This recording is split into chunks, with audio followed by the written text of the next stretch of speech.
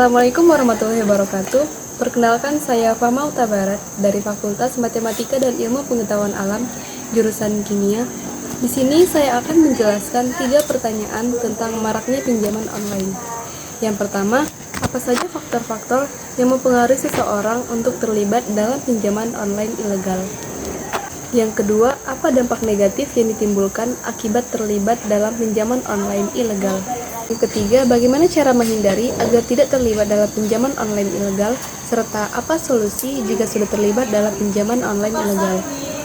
Tentunya sebelum menjawab pertanyaan tersebut, kita harus tahu apa itu pinjaman online ilegal.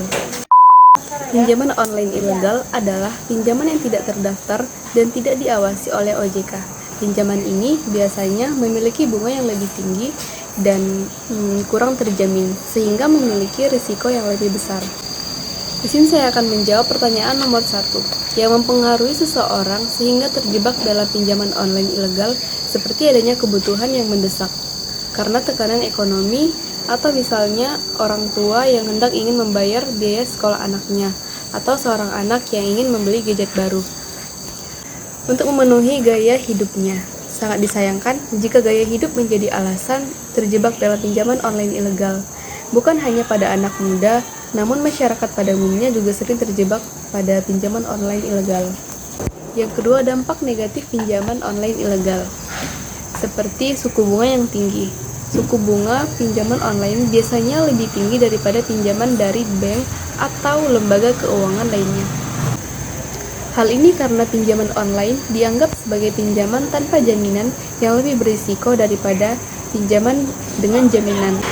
Yang ketiga, cara menghindari agar tidak terlibat pinjaman online ilegal adalah yang pertama, cek di website resmi OJK sebelum melakukan pinjaman online. Yang kedua, lihat transparansi bunga. Yang ketiga, jangan tergiur dengan ajakan-ajakan yang memaksa, dan masih banyak cara lain untuk terhindar dari pinjaman online ilegal. Apa solusi jika sudah terlibat dalam pinjaman online ilegal? Perusahaan dan produk pinjaman online yang ilegal bisa kamu laporkan ke polisi, OJK, dan Kominfo. Bawa bukti-buktinya, kemudian buat laporan secara online melalui situs resmi instansi terkait atau emailnya. Sekian yang dapat saya sampaikan tentang maraknya pinjaman online. Jangan sampai kita terjebak dalam kasus tersebut. Saya akhiri. Wassalamualaikum warahmatullahi wabarakatuh.